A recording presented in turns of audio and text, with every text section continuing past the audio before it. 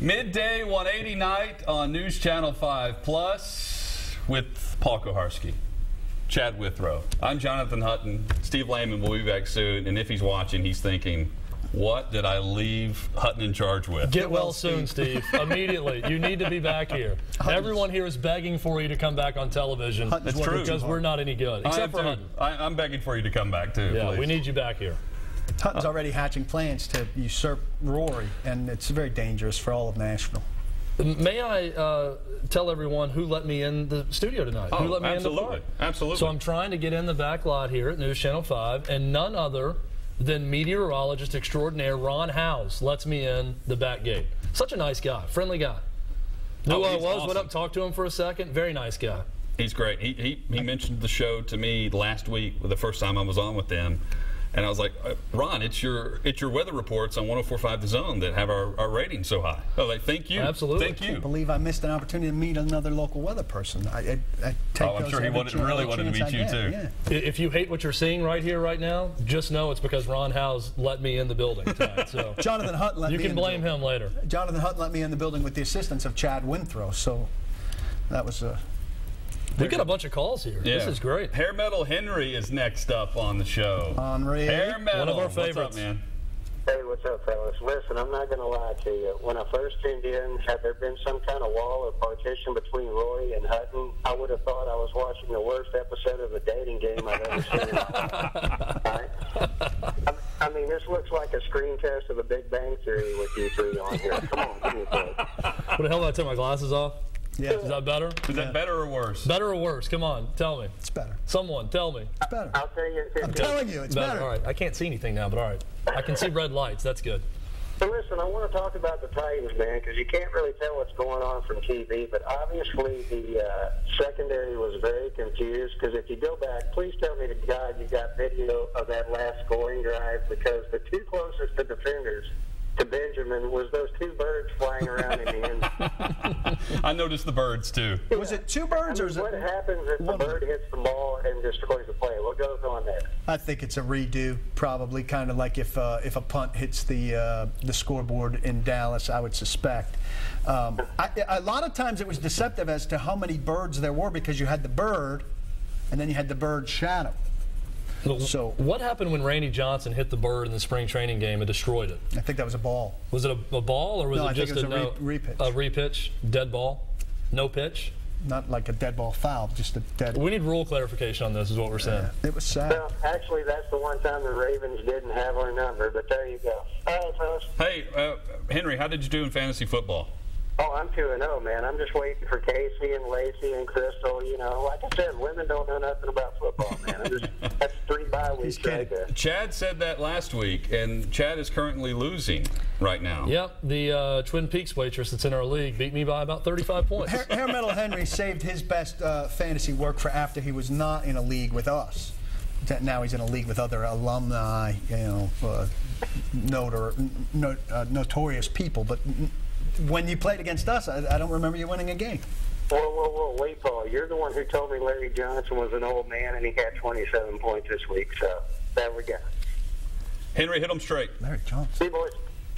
Is Larry Metal Johnson Henry. still He playing? named the wrong guy. I told him somebody was, he said Larry Johnson, but he meant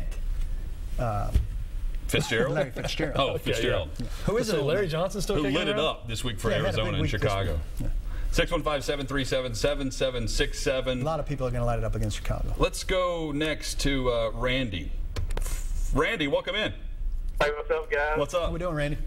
Hey, man, I love y'all's show. I swear I drive a truck for a living, and when I'm out of town, I have to make sure I got a truck that's got an auxiliary so I can pick you up on my iHeart Radio. That's very nice of you, Randy, and you love us on radio, but be honest, is this the worst television show you've ever seen? Man, it's not bad, Chad. Will you stand up so I can see your torso? Well, I Yeah, do would, that. Stand up. but I've That's not that tight. Go ahead, stand up. we'll get a camera over to the Woods and Water set later, and then I'll stand up so everyone can see my He's disproportionate embarrassed body. to show it. He doesn't want to show Well, it. I've got a little cord situation going on down Yeah, here, we know or you I have a would little stand cord. up. No, seriously. I'm just joking. No, I know. Don't have to stand up. But, No, but I will. He's Don't like you a worry. monkey. He'll do whatever you y'all say. lower your seat, you know, other than Paul raised his up, you know, that'd look pretty cool. But Well, Paul is want me back pelvic up, thrusting the desk right now. Now we're taking because- requests on posture. Yeah, well, he's pumped his seat up so high that I came back down. he's in the desk right now, basically. I'm at a regular height. I came back down. But I'll go back up if you want. No, you need to go back down. You're way too high. Way too high. Randy, well, really appreciate you listening every day. Seriously. My favorite show, but my question is, Drive safely. you know, at one point when I seen That's too hot. Mariota whipping around out there, I thought, you know, maybe you can put Mittenberger in there for a few snaps or something, you know, to give him a break, you know. What do y'all think about that? Yeah. Did you tell him to, did you plant that call, No, Paul? you were good as the truck driver that listened to us, and then you really. He's got to be terrible. joking. You're kidding. He's got to be joking. Have you mentioned Sounds this on your serious. blog at ESPN? No. No, I'm just saying it's in. Well, in like, his, I can't in his wait for the defense, calls. though, I think he's saying when he's limping around, was he the best option? Yes. Yeah.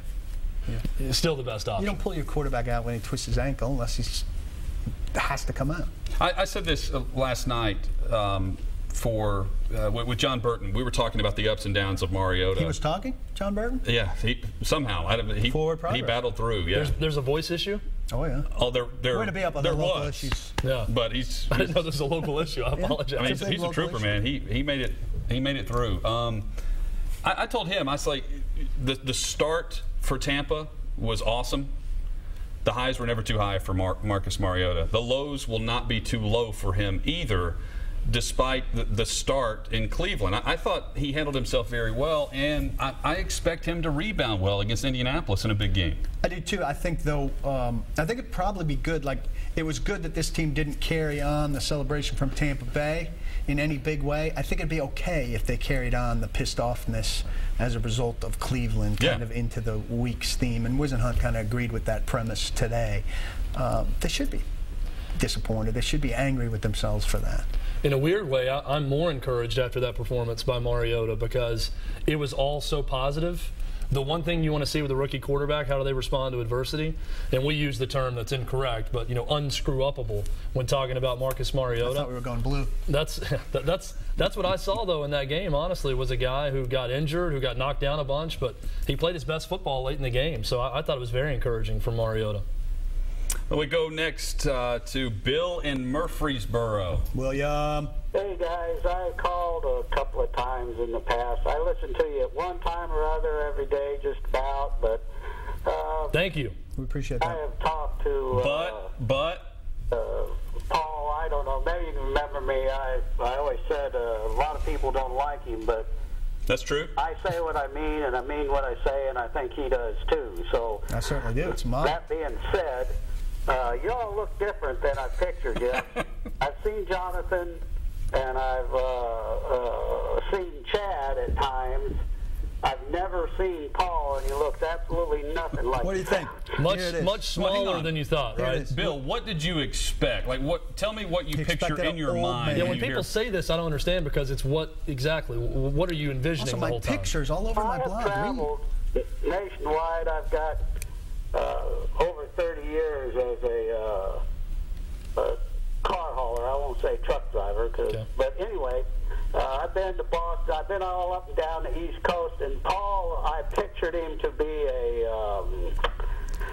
Yankee. Spit it out. A leprechaun? think of a movie actor, Siegel. George Siegel. That's who I pictured him to look like, George Siegel. You really picked he out looks a nothing like current. I thought you were going to go person Steven Seagal. You picture him with a virtually- ponytail and breaking arms left and right? Virtually no one knows who George Siegel is. Somebody will have to tweet a picture quickly. I know who he is. Handsome fellow, a lot older than I am, a little chubbier in the face. I think worse complexion. I would love it if Paul looked like Steven Seagal and not George Siegel. That's the Ponytail? Paul. That's the Paul that I envision in my head. But I have to Or see like this John guy every Clayton. day. By the way, PK not this tall. Also, he's This very is high my up on the height. chair right now. I let it down. He's I'm not now this tall. as tall as I am. In height, The it goes torso me, things throw it off. Hutton, and then ways down Paul. And then from here to John Rich is A little bit lower. below the desk. We wouldn't need the desk. Ricky on Twitter asked Chad, I will not be surprised if Vols fans turn on Butch with another loss to Florida. Your thoughts? I wouldn't be surprised if all fans turn on anyone for anything, to be quite frank. And, yeah, no, that's going to happen. Look, here's the thing about Tennessee's schedule. Is this game huge? Absolutely. Is it the biggest game so far for Butch Jones? Yes. But guess what? Arkansas then will become huge. Then Georgia will become huge. Then Missouri will become huge. Then beating Kentucky at Kentucky will become huge. This whole season is enormous for Butch Jones. So if he can get to that 7 or 8 win plateau, fans won't be thrilled with that, but he'll be just fine in the eyes of the administration. So, yes, if they lose to Florida, though, there will be a segment of the fan base that will be irate coming off that game. And listen, this is nothing special for Butch Jones. We are an impatient people, not just Nashville, Tennessee, America. There are lots of coaches who are better than Butch Jones who are a loss away to the wrong team from having shows like ours filled with callers saying he should be fired. It's just the unreasonable. It's the week-to-week episode of college football. Yeah, and there's no doubt they're a lot better. Yeah, of every sport. Yeah, that's right. Well, that's what people need to keep in mind. There's no doubt, we'd all agree, that they're much better than when he took over the job. The key is now you got to win some of these close games. He's going to be in a lot of them this year, starting with Oklahoma. Florida, I think, is going to be another one. Arkansas could be close. Georgia, I think, will be close in Knoxville. At Missouri, I mean, there's going to be so many opportunities to win close games for Butch Jones. He's got to get over the hump and make it happen, and then fans will be happy. But don't be so self-centered in Tennessee to think it's a Tennessee thing. John Fox has coached 2 games in Chicago. He took 2 teams to the Super Bowl. What do you think they're saying in Chicago right now about John Fox with the 0-2? And Jimmy Clausen at quarterback. Yeah.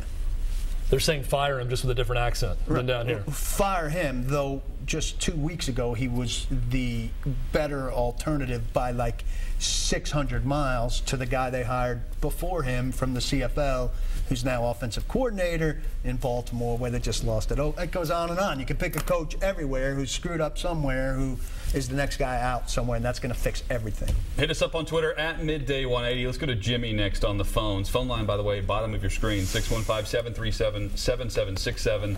Jimmy, welcome in. How are you, man? James. Doing good. Good job, Paul. Thank you. Thanks, Jimmy. Really appreciate it. James. I just wanted to see if you could say James. I wanted to give you an update on the game while you guys are working. I wanted to let you know what's happening. The Jets are winning 7-0. Okay. No one's watching that game right now. Let's be honest, Jimmy. They're all watching us. Yeah, Twitter's blowing up saying they're watching News Channel 5 Plus right now. All of Twitter. It's trending nationally. I'm just trying to help you. Thank you. Yeah, the Colts don't look so good. They're offensively struggling, and Luck started on a pick. And I really did not expect a call like this. I'm going to be completely honest. Is it better or worse for the Titans if the Colts come here 1-1 or 0-2? I think a lot of people would presume 0-2. But what are the odds of the Colts being 0-3? I think it may be safer for the Titans if the Colts won tonight. Think about it from I don't know about that because you have your home opener Sunday. Andrew Luck coming to town, who the Titans have not had they don't have a win against Luck, right? 0 for 4, I believe. They would be 0-2 on the season. The Titans and the Jags would be at 1-1. Houston would be 0-2. That would be a massive game for Tennessee if Indy comes in at 0-2. Could conceivably, nobody's done at 0-3, but if you got them to 0-3, you'd feel like it would take a miracle for them to come back. Now, they have a quarterback who's capable of producing such a thing. But I talked about this with John McClain tonight. If we saw the extreme high of the Titans in Week 1 against Tampa Bay and maybe one of the extreme lows against Cleveland, is in the middle good enough to finish second in this division behind the Colts? When you see the problems that Houston has at quarterback, and Jacksonville is still a big unknown right now, even though after the big win over Miami, it could be good enough. It could be good enough for second. I don't think it's good enough for wild card. No, not at all. Caliber second. But second in this division this year, with a team coming off a 2-14 season, would be a win. Quite an accomplishment. You mentioned that you talked to John McClain. Where did you talk to John McClain? What is this program on which you? That would be on prime time on 104.5 The Zone, airing 6 to 7 on weeknights.